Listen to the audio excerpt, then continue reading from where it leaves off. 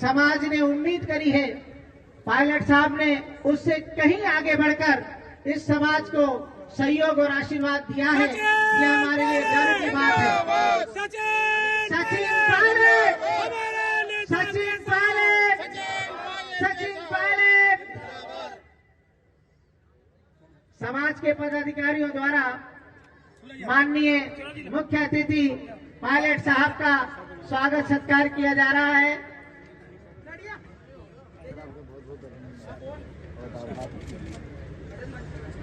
बड़ी पढ़ा चुके हैं। मैं सम्मानीय पायलट साहब के स्वागत के लिए आमंत्रित करूंगा कमल जी एमएलए साहब, हरि भाई जी हरि, भवनलाल जी बंसीलाल जी, हरि प्रसाद जी को पूरा समाज हरि भाई हरि के नाम से जानता है। इस समाज के दिल की धड़कन के रूप में हरि भाई जाने जाते हैं। जिला अध्यक्ष कांग्रेस कमेटी टॉप नवीन बैरवा, रतन महाराज, उमेद गोमे, प्रहलाद बैरवा, ये बड़ी महाराज से स्वागत करेंगे सर। चित्तर जी, प्रताप जी रणवाल, रामदास जी महामंत्री, महेंद्र जी कोषाध्यक्ष जी, आप सब पधार। पाकिस्तान ने जो घिनौनी हरकत करी और पहलगांव में निहत्ते निर्दोष सैलानियों को चुन चुन कर मारा है 22 अप्रैल को, नाम पूछ पूछ कर, ये दहशतगर्दी हमारी सीमा के अंदर 400 किलोमीटर आए और इस प्रकार का आक्रमण किया। मैं तो कहता हूं इसको हमला नहीं है, ये देश पर एक आक्रमण था। और मुझे खुशी है कि हम लोगों ने सबसे पहले तो प्रण लिया कि इसकी चर्चा बाद में करते हैं, ये चूक कैसे हुई, क्यों हुई, कौन जिम्मेदार है। पहले जिन लोगों ने इसको किया है उनको मजा चखाना जरूरी है। और 22 अप्रैल को ही संपूर्ण विपक्ष ने, पूरी कांग्रेस पार्टी ने, सब नेताओं ने मिलकर कहा, खड़गे जी ने कहा, राहुल जी ने कहा कि ये जो हमला हुआ है इससे पाकिस्तान को मुंह तोड़ जवाब देना पड़ेगा। और पूरा देश, पूरी संसद, पक्ष विपक्ष, हम सब लोग एक हैं। और ये बहुत जरूरी है। जो सरहद के पार से हमसे दुश्मनी करते हैं उनको संकेत देना बहुत जरूरी है कि हम आपस में चुनाव लड़ते हैं, लेकिन जब देश की बात आती है, सुरक्षा की बात आती है, सरहद की बात आती है, अखंडता की बात आती है, तो पूरा मुल्क एक है, 140 करोड़ लोग एक हैं। ये संदेश देना बहुत जरूरी है और ये संदेश विपक्ष देता है। ये संदेश विपक्ष देता है क्योंकि मतभेद वैचारिक हैं और बहुत हैं, कम नहीं है मतभेद हमारे सत्ता पार्टी और हम लोगों के अंदर। लेकिन जब सेना की बात आती है, फौज की बात आती है, सरहद की बात आती है, पाकिस्तान को जवाब देने की बात आती है, तब पूरे देश को एक दिखना चाहिए, पूरी दुनिया को देखना चाहिए कि भारत एकजुट है, इसमें कोई हमारा तेरा मेरा नहीं है। तो जब मुझसे पूछा गया, जब मैं दौरे पर मुझसे पूछा कि आप तो कांग्रेस पार्टी के हैं और आपको क्या लगता है, मैंने कहा बिल्कुल सही है, इस मुद्दे पर कोई राजनीति नहीं होनी चाहिए।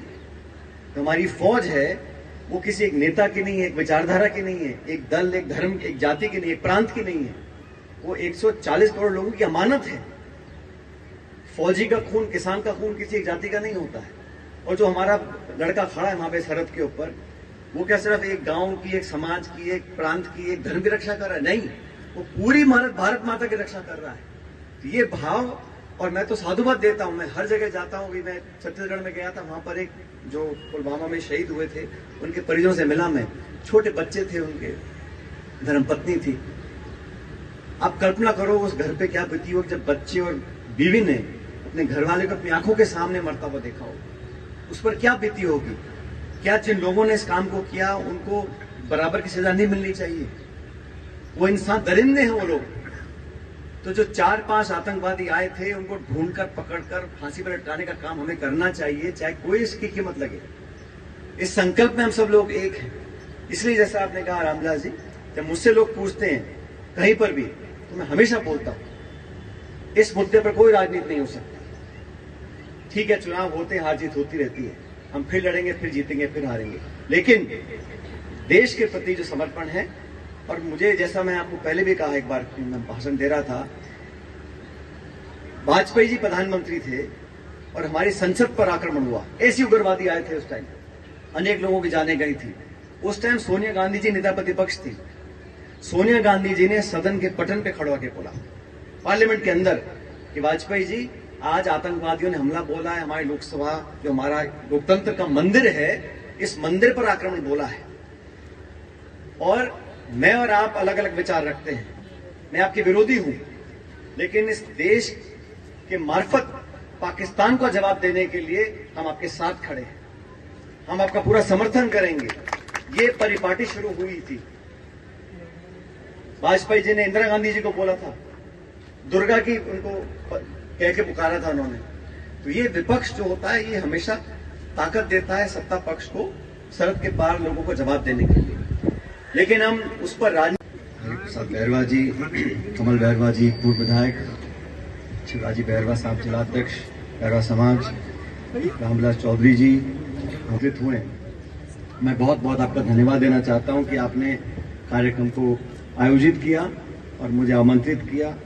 मुझे याद है लगभग साल भर पहले की बात है, आपने रात को कार्यक्रम किया था यहाँ पे। तो अध्यक्ष जी, चुनाव से पहले की बात है, चुनाव से पहले तो अध्यक्ष जी के हाथ पैर ऐसे फूले रहते थे, तो हरी भाई के तो साहब देख लो, ऐसे कर लो, वैसे कर लो। मैंने कहा इत्मीनान से रहो, शांति से रहो, अभी करा लो, जीत में दोबारा करा लेंगे। तो आप टेंशन ले रहे थे, तो मैंने कहा जो मन है आपका बोलो। और ये क्योंकि किसी व्यक्ति विशेष का कार्यक्रम नहीं है ना, ये व्यक्ति विशेष का इसमें कोई निजी स्वार्थ है, और समाज के नौजवानों को, समाज की गतिविधियों को प्रोत्साहित करने के लिए अगर इस प्रांगण का, इस भवन का, इस इमारत का इस्तेमाल होता है तो बहुत अच्छी बात है। और मैं पिछले 20-25 सालों में देख रहा हूं बैरवा समाज के लोगों के अंदर जो जागरूकता बढ़ी है, पढ़ाई बढ़ी है, बच्चे बच्चियां बहुत आगे निकल गए हैं और संगठित होकर समाज हित में क्या काम करने हैं, इसकी जागरूकता और प्रेरणा, ये दोनों बहुत जरूरी है। और आज से कुछ समय पहले हालात कुछ और थे, लेकिन आज बहुत कुछ तब्दील हुआ है। और मुझे खुशी है कि इस कार्यक्रम में अलग अलग जो समितियां बनी हैं, अलग अलग संगठन बने हैं, सब मिलकर इस काम को करते हैं। और टोंक जिले के अंदर, समाज के अंदर और जो विकास करने की अभी संभावनाएं हैं, उसमें हम लोग कोई कसर नहीं छोड़ेंगे। मैं हर जब कार्यक्रम में जाता हूं, हरिप्रसाद जी बैठे हैं, अलग से मैंने कहा कि हर गांव में, हर ढाणी में, हर कसर विकास होना चाहिए, लेकिन हमारे जो आदिवासी, दलित, गरीब तबके के जो जहां लोग मकान और उनका निवास है, वहां तक विकास शायद कुछ कम पहुंचा, तो उसको पूरा करने के लिए जो कुछ भी संसाधन या जो भी प्रशासनिक कार्रवाई करनी है उसको हम करते रहेंगे। मैं चाहता हूं कि क्योंकि इस कार्यक्रम में आपने मुझे जोड़ा है पिछले साल 2 साल से, तो इस पूरी संस्था का, इस प्रांगण का सोच समझकर विकसित उसका होना बहुत जरूरी है। ऐसे हम लोग संसाधन लगाएं, कमरे निर्माण कर दें, चिनाई कर दें और छोड़ दें, उसका नहीं। इन कमरों में, इस बिल्डिंग के अंदर उसका इस्तेमाल क्या होता है, जो बच्चे बच्चियां शिक्षित हैं, जो कंपटीशन में बैठ सकते हैं, उनके लिए गुणवत्ता वाली कोचिंग यहां मिले, बजनस्पत उनको जयपुर जाना पड़े, इस बारे में हमको सोचना चाहिए। उनके रहने के लिए व्यवस्था हो, जो गांव में रहते हैं 20-50-100 किलोमीटर दूर, वो आकर यहाँ पर रह सकें, एक हॉस्टल यहाँ बन जाए, उनकी कोचिंग यहाँ पर हो जाए। सामाजिक कार्यक्रमों में समाज में जो कमियां हैं उस पर हम बैठकर सोचें कि हम कैसे इससे आगे निकल सकते हैं। बहुत सारे सुधार के काम हो सकते हैं, लेकिन मैं चाहता हूं कि इस बिल्डिंग का, इस प्रांगण का एक सोच समझकर आप लोग रूपरेखा बनाएं, उसके इस्तेमाल के लिए आगे की योजना बनाएं, और उसको पूरा करने के लिए अभी एमएलए साहब ठीक कह रहे थे कि एक व्यक्ति नहीं कर सकता, और मैं धन्यवाद देता हूं कि आपने अपने निजी मत से इसमें कुछ पैसा दिया है, हम लोग भी देंगे और भी लोग करेंगे, कोई कमी नहीं है। एक बार लक्ष्य तय हो जाता है, हमें यहाँ पहुंचना है, फिर अपने आप संसाधन जुड़ जाते हैं। अब ये 30-31 लाख रुपए के आपने कमरे बनवाए हम लोगों से, मुझे खुशी है कि घोषणा के बाद इसका आज फीता काटने हम 7 बार आ गए। मैंने कई बार देखा है लोग घोषणा कर देते हैं, फिर वो काम पूरा होता है नहीं होता, उसकी ना चिंता करवाने वाले को है ना करने वाले को होती है। और सेना के शौर्य और पराक्रम और बलिदान पर हम राजनीतिक टिप्पणियां करें, मैं उसे गलत मानता हूं। मैं समझता ऐसा नहीं होना चाहिए, लेकिन समय आ गया कि आतंकवाद को जड़ से उखाड़कर फेंकने की जरूरत है। और सरहद के पार पाकिस्तान में जो लोग सरकार चला रहे हैं, उनके हाथ में सत्ता नहीं है, सत्ता तो फौज के पास है, आईएसआई के पास है, वहां के पूर्व प्रधानमंत्री को जेल में डाल रखा है, इमरान खान को, और टूटी फूटी सरकार है। तो इसलिए हमें जवाब देना चाहिए। लेकिन मुझे खेद इस बात का है कि जब युद्ध विराम हुआ तो युद्ध विराम की घोषणा अमेरिकी राष्ट्रपति ने करी। ऐसा मैंने कभी नहीं देखा। इतना बड़ा देश है, अगर हमने 9 आतंकवादी ठिकानों को हमने ढेर किया था और पाकिस्तान तिलमिला रहा था, वो आके हमसे बोलता, जैसे 71 की लड़ाई में हुआ था, 95,000 सैनिकों को बंदी बनाया था पाकिस्तान के, हाथ जोड़ के खड़े हो गए थे, सरेंडर किया था। युद्ध विराम भी अगर करना था तो अमेरिका के राष्ट्रपति को कोई अधिकार नहीं है।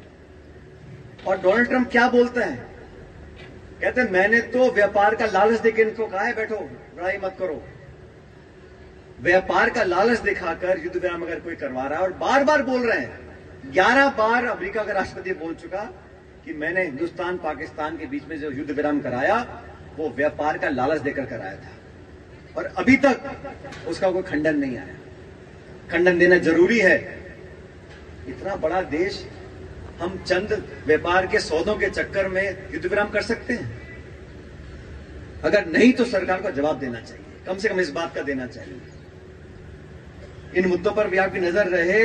और हमारे जो बहादुर सैनिक हैं, मैं तो सैनिकों के ज्यादा परिसीमन हो रहा है, मनमर्जी से हो रहा है। जो जहां राजनीतिक सुविधा दिख रही है वहां लाइन बनाई जा रही है।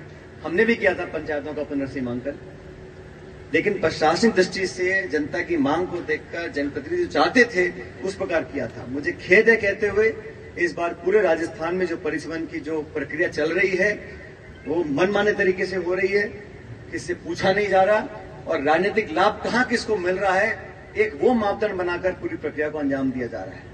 कि बताना चाहता हूं, आप कुछ भी कर लो, किसी वार्ड को, ढाणी को, पंचायत को आगे पीछे करते रहो, अंत में जब भी चुनाव होगा जनता हमको पूरा आशीर्वाद देगी, क्योंकि आपका 1.25 साल 1.5 साल देख लिया।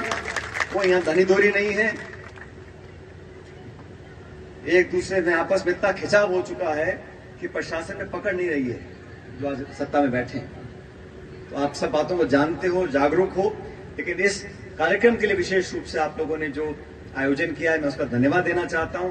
और आप सबसे निवेदन करता हूं कि बहुत जल्द बैठकर आपस में चर्चा करें, इसका सदुपयोग कैसे हो सकता है। कोचिंग क्लासेस के मार्फत, हॉस्टल बनाने के लिए, सामाजिक कार्यक्रम करने के लिए, समाज सुधार की तरफ और शिक्षा की तरफ हम ऐसे लोगों को कैसे प्रोत्साहित कर सकते हैं, उस रूपरेखा बनाने के बाद जो भी इसमें संसाधन, मदद, सहायता, सहयोग जो भी चाहिए होगा, चाहे सामाजिक हो, प्रशासनिक हो, सरकारी हो, हम लोगों के मत से हो, उस सबको मिलकर करेंगे। उनके जो घर वाले हैं जिन्होंने अपने दिल के टुकड़े को सरहद पर भेजा है, जंगल और रेगिस्तान में, बर्फ में हमारे लड़ने के लिए, मैं तो उनको साधुवाद देना चाहता हूं। उन परिजनों को हर दिन कैसे कटता होगा, जब युद्ध का समय होता है, जब गोलाबारी होती है, तो कैसे अपने मन को संतोष देते होंगे। तो मैं तो उन सबको नमन करता हूं, साधुवाद देता हूं, और हम सब मिलकर इस देश में कुछ मुद्दों पर लेकर राजनीति ना करें तो हमारे देश के भविष्य के लिए बेहतर होगा। जहां तक सरकार के हाल आप देख रहे हो, इतना समय हो गया, चुनाव कराने को तैयार नहीं है, न पंचायत। पीछे छोड़ा जाओ, देखिए पीछे आ जाओ भैया। आज टॉप के अंदर हमारे टॉप के जो विधायक है सचिन जी पहले, उनके द्वारा पौधारोपण का प्रोग्राम किया जा रहा है। काफी संख्या के अंदर भीड़ एकत्रित है। एक पौधारोपण का प्रोग्राम किया गया, आज बहुत ही जोश शोर के साथ में मनाया गया है। पूरी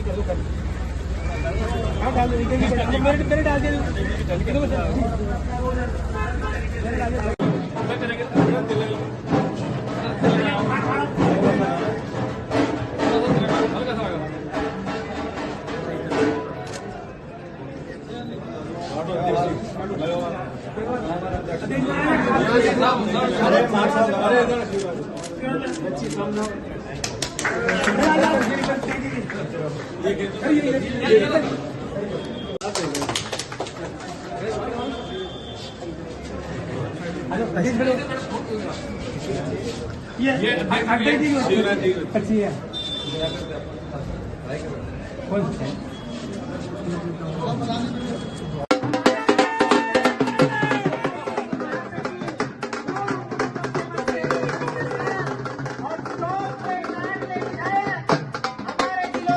इस पर टिप्पणी नहीं करूँगा। मैं फेडरल आर्मी में 2012 से काम कर रहा हूँ और मेरी यूनिट 126 बहुत सारे हम सब लोग अलग अलग जगह पे काम करते हैं और जब ज़रूरत पड़ती है हम सब लोगों को जिम्मेदारी भी दी जाती है, क्योंकि वो जब ऑपरेशन सिंदूर की घोषणा हुई थी तो राष्ट्रपति महोदय ने जितने भी हम प्रादेशिक सेना के अधिकारी हैं उन सबको कहा था कि हम स्टैंड बाय पर रहेंगे और अगर ये लंबा चलता तो हम लोगों को अलग जिम्मेदारी दी जाती है। लेकिन ये डिपेंड करता है रक्षा मंत्रालय पर कि किसको कहाँ कब क्या जिम्मेदारी देनी है। हम सब मैं क्या मैं पूरा देश तैयार है, हर व्यक्ति जो वर्दी पहनता है वो हमेशा तैयार रहता है देश के लिए, किसी भी क्षमता में हो जहाँ पर भी हो, जैसा भी आदेश मिलेगा। देखिए राजस्थान में एक बार फिर से गुर्जर आंदोलन की सुगबुगाहट सुनाई दे रही है। राजस्थान में एक बार फिर से गुर्जर आंदोलन महापंचायत ऐसा है, जो प्रावधान है, जो कानून है, जो संविधान में लोगों को राहत दी गई है उस पर अमल नहीं होगा तो मुझे लगता है लोगों को जवाब मानने का तो अधिकार है, लेकिन जो कमिटमेंट्स हैं, जो एग्रीमेंट्स हैं, जो कानून बने हुए हैं, जो अधिसूचना जारी हुई हैं, गेस्ट नोटिफिकेशन हुआ है, उसकी पालना नहीं होती है।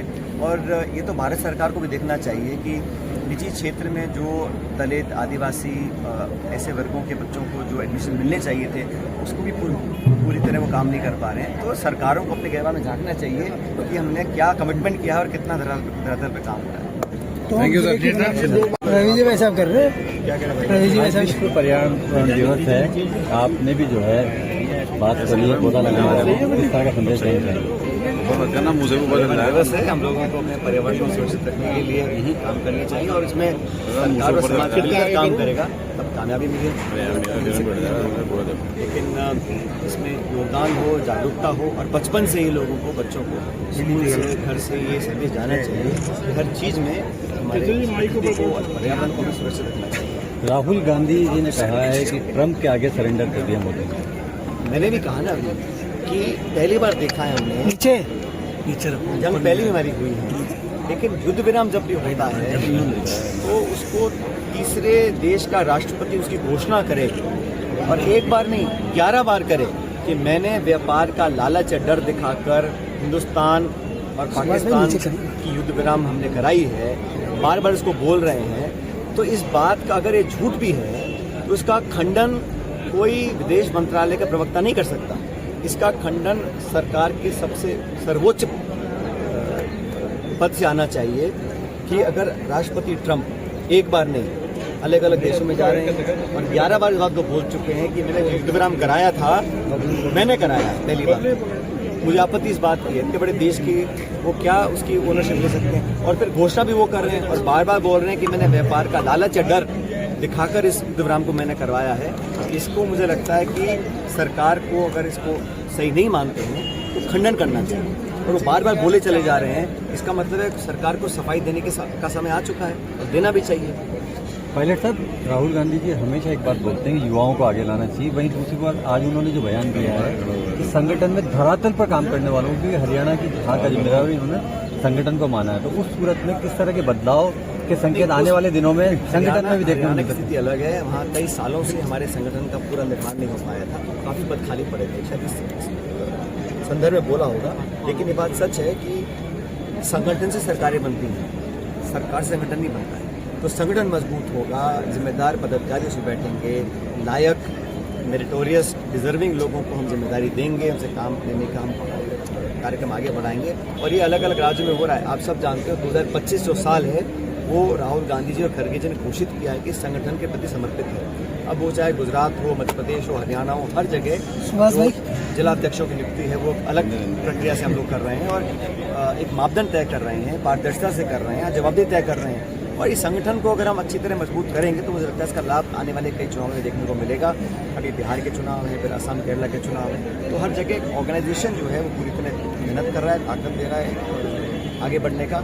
और जो राहुल जी कह रहे हैं उस पर हम सबको मिलकर अमल भी करना है। किरोड़ी लाल मीणा इन दिनों लगातार एक्शन मूड में, नकली खाद के गोदाम लगातार मिल रहे हैं, किस तरह देखते हैं? बड़े दुर्भाग्य की बात है कि इतने बड़े पैमाने पर इस प्रकार के काम चल रहे थे। इसका जो खुलासा भी किया है, मुझे लगता है कार्रवाई भी करनी चाहिए। और ये जो वर्किंग है, ये काम शायद गृह मंत्रालय का है या और डिपार्टमेंट करते होंगे, लेकिन वो कोई और विभाग कर रहा है, उससे कुछ लोग असहज भी हो रहे हैं। लेकिन ये राजस्थान के जो हालात हैं उसका उस पर एक आईना दिखाने का काम हो रहा है। और प्रदेश में संदेश भी जा रहा है कि जानबूझकर कालाबाजारी, जमाखोरी, मिलावट करने वाले लोगों को कोई ना कोई संरक्षण दे रहा है, क्योंकि बिना संरक्षण के इतने बड़े पैमाने पर इतनी जगह पर इस प्रकार कार्रवाई को कर नहीं सकता। तो जो हो रहा है वो बड़ा उस पर जांच होनी चाहिए। और ये अगर सुर्खियों से बात हट जाएगी और फिर वो लोग बाहर आ जाएंगे या उनको सजा नहीं मिलेगी तो बड़ा गलत होगा। तो उनको ऐसी सजा मिले कि इस प्रकार के कार्रवाई को दोबारा ना कर सके। लेकिन मंत्री जी खुद छापे मार रहे हैं, तो इससे जो और सत्ता के केंद्र हैं इस प्रदेश में बड़े विचलित हो रहे हैं। तो अभी पता नहीं ये किसको एक्सपोज कर रहे हैं, वो चोर बाजारियों को या अपने साथ काम करने वाले। सर देखिए, हनुमान बेनीवाल जो है वो लगातार धरना दे रहे हैं और बेरोजगारों को लेकर वो मांग भी उठाते रहे हैं। दूसरी ओर कन्हैयालाल चौधरी को लेकर भी उन्होंने बीते दिनों कहा कि उनके भी नेता किसी मिल रहे हैं, किस तरह देखते हैं? बड़े दुर्भाग्य की बात है कि इतने बड़े पैमाने पर इस प्रकार के काम चल रहे थे। इसका जो खुलासा भी किया है, मुझे लगता है कार्रवाई भी करनी चाहिए। और ये जो वर्किंग है, ये काम शायद गृह मंत्रालय का है या और डिपार्टमेंट करते होंगे, लेकिन वो कोई और विभाग कर रहा है, उससे कुछ लोग असहज भी हो रहे हैं। लेकिन ये राजस्थान के जो हालात हैं उसका उस पर एक आईना दिखाने का काम हो रहा है। और प्रदेश में संदेश भी जा रहा है कि जानबूझकर कालाबाजारी, जमाखोरी, मिलावट करने वाले लोगों को कोई ना कोई संरक्षण दे रहा है, क्योंकि बिना संरक्षण के इतने बड़े पैमाने पर इतनी जगह पर इस प्रकार कार्रवाई को कर नहीं सकता। तो जो हो रहा है वो बड़ा उस पर जांच होनी चाहिए। और ये अगर सुर्खियों से बात हट जाएगी और फिर वो लोग बाहर आ जाएंगे या उनको सजा नहीं मिलेगी तो बड़ा गलत होगा। तो उनको ऐसी सजा मिले कि इस प्रकार के कार्रवाई को दोबारा ना कर सके। लेकिन मंत्री जी खुद छापे मार रहे हैं, तो इससे जो और सत्ता के केंद्र हैं इस प्रदेश में बड़े विचलित हो रहे हैं। तो अभी पता नहीं ये किसको एक्सपोज कर रहे हैं, वो चोर बाजारियों को या अपने साथ काम करने वाले। सर देखिए, हनुमान बेनीवाल जो है वो लगातार धरना दे रहे हैं और बेरोजगारों को लेकर वो मांग भी उठाते रहे हैं। दूसरी ओर कन्हैयालाल चौधरी को लेकर भी उन्होंने बीते दिनों कहा कि उनके भी नेता